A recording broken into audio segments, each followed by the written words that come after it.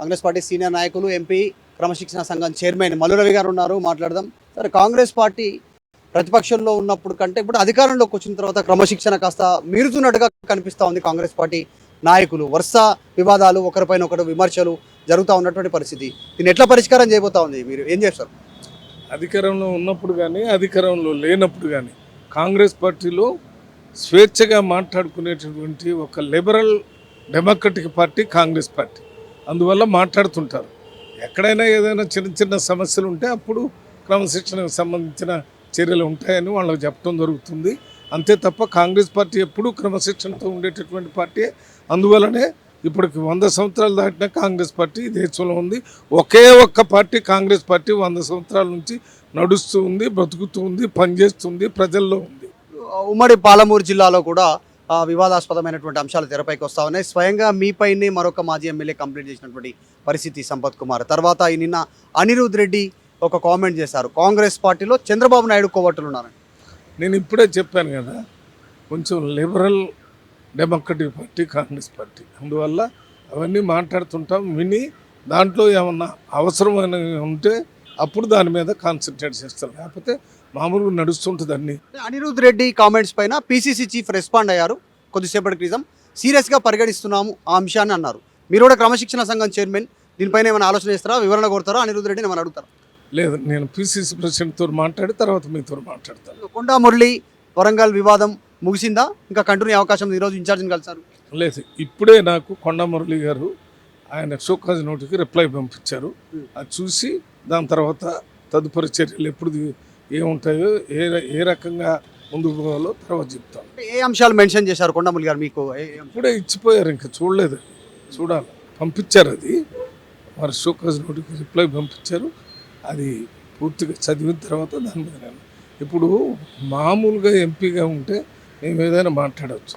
ఒక disciplinary committee చైర్మన్గా ఉన్నప్పుడు కొద్దిగా జాగ్రత్తగా నీలాంటి వాళ్ళతో మాట్లాడాలి. లేకపోతే నీతో మాట్లాడింది అని నేను అనుకుంటే మొత్తం రాష్ట్రానికి అంతా నీ ద్వారా పోతుంది.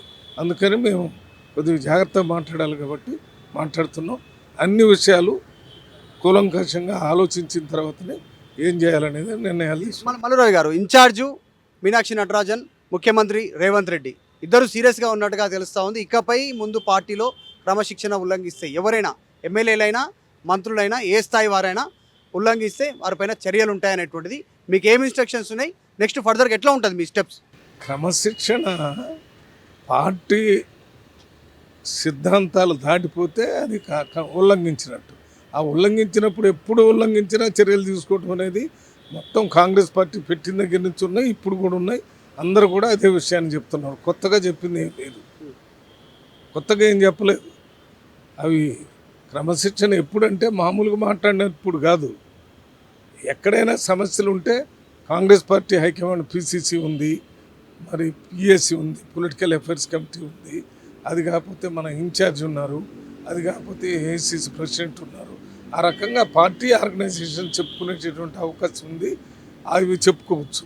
అది కాకుండా మీడియాలో పోయి సొంత పార్టీ వాళ్ళ మీదనే వ్యతిరేకంగా మాట్లాడటం వల్ల కాంగ్రెస్ పార్టీ ఇమేజీ, వ్యక్తుల ఇమేజ్ కూడా దెబ్బతింటుంది అనేదే సీఎం గారి ఉద్దేశం కానీ, ఇన్ఛార్జి ఉద్దేశం కానీ, పీసీసీ ప్రెసిడెంట్ ఉద్దేశం కూడా అన్నీ అయ్యాయి.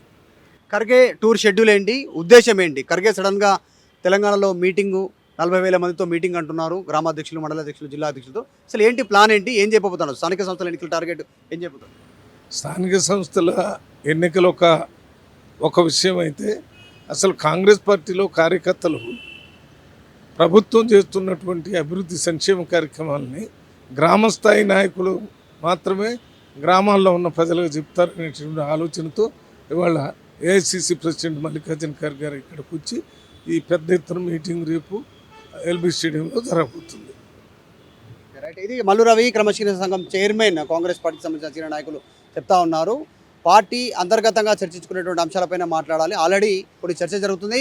ముఖ్యంగా కొండా మురళి షోకాజ్ నోటీస్ ఇచ్చారు వివరణ కోరుతూ గతంలోనే, కాబట్టి దానికి వివరణ కొద్దిసేపటి క్రితం వచ్చారు, అందజేశారు. దాంట్లో వివరాలు చూసిన తర్వాత రెస్పాండ్ అవుతానంటున్నారు. సో వరుస కామెంట్స్తో కాంగ్రెస్ పార్టీలో కాస్త చర్చనీయాంశం అవుతున్న అంశాలు. నిన్న అనిరుద్ రెడ్డి మాట్లాడడం, కొండా మురళి, తర్వాత అక్కడ వరంగల్ ఎమ్మెల్యేలు సమావేశం చేసుకోవడం, సిచ్యువేషన్ ఉంది. సో ఫిరోజ్ ఖాన్ నిన్న మహిళలపైన చేసినటువంటి పైన ఈరోజు రేపు ఆయన హాజరు కానున్నారు. మహిళా కమిషన్ ముందు ఇలా అనేక అంశాలు అధికార పార్టీకి చుట్టుముడుతున్నటువంటి సిచ్యువేషన్ కనిపిస్తూ ఉంది. వీడియో జర్నలిస్ట్ జాఫర్తో మధు మల్కేడ్కర్, హైదరాబాద్, గాంధీభవన్. ఇండియా పాకిస్తాన్ తాజా అప్డేట్స్ కోసం డౌన్లోడ్ చేసుకోండి RTV లైవ్ యాప్.